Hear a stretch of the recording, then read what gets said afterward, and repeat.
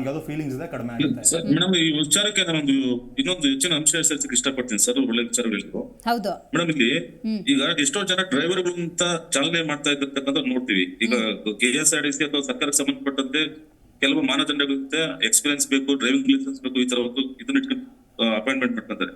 But ಮೊನ್ನೆ ಒಂದು ಘಟನೆ ಹೇಳ್ತೀನಿ ಮೇಡಮ್, ತುಂಬಾ ಹೃದಯ ಘಟನೆ. ಬಳ್ಳಾರಿಯಿಂದ ಬೆಂಗಳೂರಿಗೆ ಬಸ್ ಬರ್ತಾ ಇರುತ್ತೆ, ಸ್ಲೀಪರ್ ಕೋಚ್ ಮೇಡಮ್.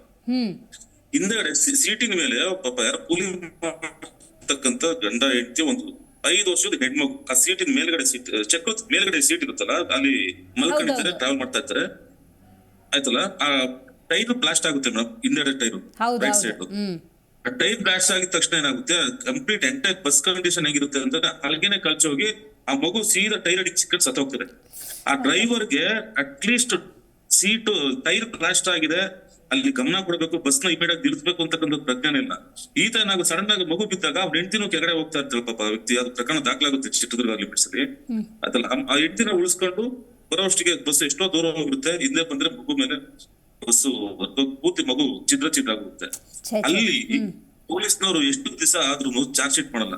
ನಾನು ಹೇಳ್ತೀನಿ, ಮೀನಾಕ್ಷಿ ಟ್ರಾವೆಲ್ಸ್ ಅಂತ ಹೇಳ್ಬಿಟ್ಟಿದ್ದು ಆಯ್ತಲ್ಲ, ಇವರು ಅವನು ಡ್ರೈವಿಂಗ್ ಲೈಸೆನ್ಸ್ ಇರಲ್ಲ ಮೇಡಮ್, TVS ಓಡಿಸೋದು ಲೈಸೆನ್ಸ್ ಇರಲ್ಲ, 2 ವೀಲರ್. ಅಂತ ವ್ಯಕ್ತಿಗೆ ನೈಟ್ ಯಾರೋ ಡ್ರೈವರ್ ಬಂದಿಲ್ಲ ಅಂತ ಹೇಳ್ಬಿಟ್ಟು ಬಸ್ ಚಾಲನೆ ಮಾಡಿ ಕೊಟ್ಟಿದ್ದಾರೆ. ಆ ಬಸ್ ನಲ್ಲಿ ಇರ್ತಕ್ಕಂಥ ಅನೇಕ ಜನಗಳ ಸ್ಥಿತಿಗತಿಗಳೇನಂತೆ ಒಂದು ಕಾಮನ್ ಸೆನ್ಸ್ ಇಲ್ಲ ಇಂತ ಒಂದು ಚಾಲಕರುಗಳಿಗೆ. ಡ್ರೈವಿಂಗ್ ಲೈಸೆನ್ಸ್ ಇಲ್ದವ್ರಿಗೆ ಕೊಡ್ತಿದ್ದಾರೆ ಆಯ್ತಲ್ಲ. ಬಡವರು ಜನಸಾಮಾನ್ಯರ ಜೀವನದ ಪ್ರಶ್ನೆಗಳೇನಾಗುತ್ತೆ ಬೇಕಾದ್ರೆ ಅಪ್ಪಂಗೆ ಹೋದ್ರೆ ಪೊಲೀಸರಿಗೆ ಕಮಿಟ್ ಮಾಡ್ಕೊಂಡು ಬಸ್ ಓನರು ಆಯ್ತಲ್ಲ FIR ಕಂಪ್ಲೇಂಟ್ ತಗೊಂಡಿಲ್ಲ ಮೇಡಮ್, 2 ಲಕ್ಷ ಕೊಡ್ತೀನಿ 3 ಲಕ್ಷ ಕೊಡ್ತೀನಿ ಅಂತೇಳಿ. ಕೊನೆಗೆ ಯಾರೋ ನನ್ನ ಹತ್ರ ಕಳ್ಸೋರು SB ಹತ್ರ ಕಳ್ಸಿ ಮಾತಾಡ್ತೀನಿ ಮೇಡಮ್. ಆಮೇಲೆ ಪೊಲೀಸ್ನವರು ಕಂಪ್ಲೇಂಟ್ ತಗೊಂಡು ಚಾರ್ಜ್ ಶೀಟ್ ಮಾಡ್ತಾರೆ.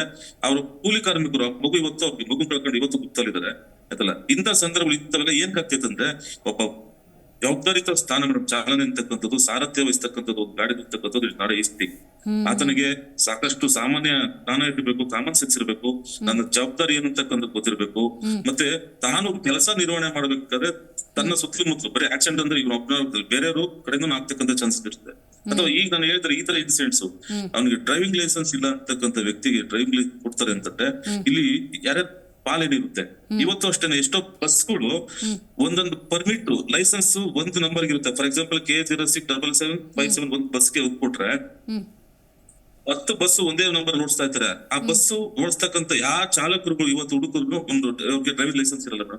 ನಿಮ್ಮ ಜಿ ಕನ್ನಡ ನ್ಯೂಸ್ ಚಾನೆಲ್ ಈಗ Sun Direct number 292, U digital number 162, City cable number 51, GTPL number 17, Abhishek cable number 821, Rockline telecommunication number 51, Shri Basaveshwara cable number 60, Vinayaka digital number 53 ನೆಟ್ವರ್ಕ್ಗಳಲ್ಲಿ ಲಭ್ಯ.